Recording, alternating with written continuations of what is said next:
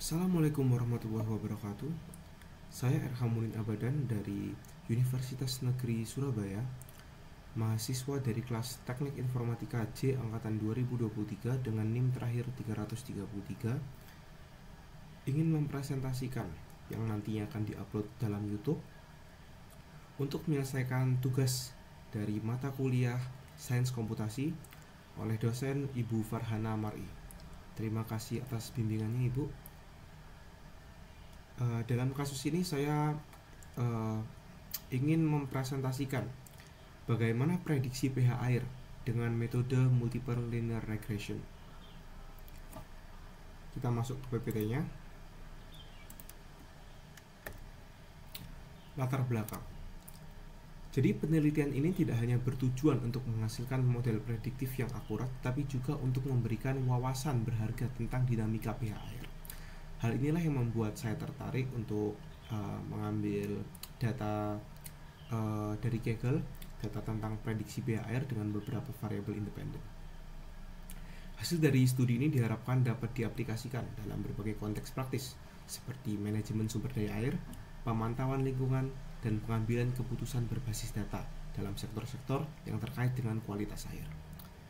Sehingga dengan demikian penelitian ini berpotensi memberikan kontribusi signifikan terhadap upaya pelestarian lingkungan dan peningkatan efisiensi dalam pengelolaan sumber daya air. Di sini terdapat lokasi dari diambilnya sampel data pH air. Oke, data yang digunakan untuk memprediksi pH air ini diambil dari Back Bay di Amerika Serikat, tepatnya di kawasan di Boston, Massachusetts. Ini merupakan salah satu area yang mewah ya, yang sering dikunjungi oleh turis-turis. Oke, jadi dari sini kita bisa lihat terdapat beberapa variabel independen yang nantinya dapat kita gunakan untuk mencari Y prediksi, yaitu pH air, prediksi dari pH air dengan menggunakan multiple linear regression. Di sini terdapat 3 variabel independen yang akan kita ambil, X1, X2, dan X3 yang mewakili kadar oksigen terlarut dalam air, suhu udara, dan suhu air itu sendiri. Sedangkan variabel Y seperti yang saya bilang sebelumnya merupakan pH dari air yang akan diprediksi. Sebenarnya untuk total data dari Kaggle terdapat hingga ribuan sampel, tapi yang akan kita ambil untuk prediksi cukup 50 data yang memiliki perbedaan waktu pengambilan fluktuatif dari mingguan hingga bulanan. Bisa dilihat dari pengambilan data sampelnya. Oke. Selanjutnya, bagaimana cara kita melakukan metode MLR ini untuk memprediksi pH air tersebut? Terdapat rumus untuk mencari persamaan dari data yang kita punya. Di sini kita bisa lihat rumusnya, tapi akan saya jelaskan selanjutnya. Sebelum kita dapat mengimplementasikan data acak tersebut ke dalam rumus, kita harus mencari apa saja sih yang dibutuhkan untuk mencari persamaan-persamaan yang nanti bisa dibuat di rumus. Dan dari sini kita bisa melihat yang dibutuhkan banyak. Ada perkalian dari beberapa variabel independen hingga perkalian dari variabel independen dengan variabel dependen, yakni Y. Oke. Di sini untuk lebih jelasnya, untuk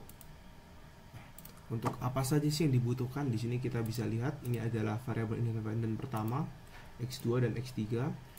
Kemudian di sini ada pH air, yaitu Y, variabel dependen. Dan di sini yang dibutuhkan kita bisa lihat untuk rumus perkalian dari X1 kuadrat, Y kuadrat, kemudian X1 dikali Y dan sebagainya, sehingga nantinya kita bisa mencari Y prediksi dengan mengurangi Y dengan memasukkan nilai X ke dalam persamaan yang nantinya kita akan temukan. Oke, kembali ke PPT. Setelah melihat data tersebut, kita menemukan ada 4 persamaan yang kita bisa temukan dengan memasukkan rumus ini, mengambil data dan memasukkannya ke dalam rumus ini. Kemudian kita melakukan eliminasi Gauss untuk mencari A, B1, B2, B3 nya. eliminasi Gauss dapat kita temukan dengan metode, yakni dimulai dari membagikan nilai pertama pada baris pertama kolom pertama sehingga mendapatkan hasil 1 yang diikuti dengan baris selanjutnya. Kemudian dilanjutkan dengan mengurangi baris di bawah 1 hingga menjadi 0. Hal itu terus dilanjutkan hingga terdapat segitiga bawah, terbentuk segitiga bawah seperti yang kita lihat pada gambar di sebelah kanan, eliminasi Gauss. Hal itu terus dilakukan secara berulang kali dengan angka nominal yang berbeda tergantung dari apa yang akan kita bagi hingga menjadi 1 dan apa yang akan kita kurangi hingga menjadi 0. Oke, setelah kita menemukan hasil dari eliminasi Gauss, selanjutnya kita dapat melakukan substitusi mundur. Hal ini perlu dilakukan karena kita menggunakan eliminasi Gauss, bukan eliminasi Gauss-Jordan. Jadi untuk menemukan hasil A, B1, B2, B3, kita harus melakukan substitusi mundur setelah eliminasi Gauss. Di sini dapat kita lihat setelah kita melakukan substitusi mundur, kita dapat menemukan hasil dari nominal dari A, B1, B2, dan B3. Setelah itu akhirnya kita dapat menemukan persamaan untuk Y prediksi, yakni Y sama dengan 8,13 ditambah 0,0256 X kali X1 dikurangi 0,0498 kali X2 ditambah 0,102 kali X3. Nanti untuk itu nilai itu akan digunakan untuk menemukan Y prediksi dengan cara memasukkan variabel-variabel independen yang ada. Oke. Sebelum kita masuk ke RSS dan TSS, saya ingin memperlihatkan ini hasil dari Y prediksi dengan cara yang seperti saya katakan sebelumnya, yaitu memasukkan nilai X1, X2, dan X3 ke dalam persamaan tadi. Kemudian kita dapat menemukan RSS. Apa sih RSS itu? Kita bisa menemukan RSS yakni merupakan Y min Y prediksi dipangkatkan 2 yang merupakan sigma. Jadi kita harus mengurangi Y dengan Y prediksi, kemudian dipangkatkan, kemudian kita dapat menemukan sum atau jumlah dari semua data yang ada hingga 50, dan kita akhirnya ketemu RSS yakni 88,02. Oke, TSS ini kurang lebih sama rumusnya, tapi TSS ini menguranginya bukan dengan Y prediksi, melainkan dengan Y rata-rata yang dikuadratkan, kemudian nanti kita cari sumnya juga, itu jumlahnya juga. Nah, RSS dan TSS ini akan kita butuhkan untuk mencari evaluasi model regresi menggunakan berbagai metode. Pada contoh kali ini, saya menggunakan RSS untuk mencari model regresi RSE, MSE, dan RMSE.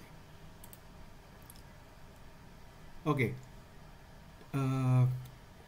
dengan menggunakan rumus dari RSE, RMSE, dan RSE, kita dapat menemukan nilai dari hasil regresi tersebut yang memiliki arti RSE. Kita dapat menemukan nilai 0,195456 yang menunjukkan bahwa rata-rata perbedaan antara pH air yang diprediksi oleh model dan nilai pH air yang sebenarnya adalah sekitar 0,195456. Kemudian di MSE kita mengukur rata-rata kuadrat dari kesalahan error prediksi. Dalam hal ini nilai MSE terbilang menunjukkan angka 1,7604, menunjukkan rata-rata kuadrat selisih antara pH air yang diprediksi dengan nilai sebenarnya, yakni 1,7604. Kita bisa mencari nilai errornya menggunakan MSE. Kemudian RMSE adalah akar dari MSE dan memberikan ukuran error dalam skala yang sama dengan data asli. MSE dan RMSE ini perbedaan rumusnya hanya di akar ya. Ketika MSE itu merupakan RSS per N, sedangkan RMSE adalah RSS per N di akar. Oke, dalam kasus ini RMSE sebesar 0,18 sekian, berarti rata-rata error prediksi model sekitar 0,187637 satuan pH.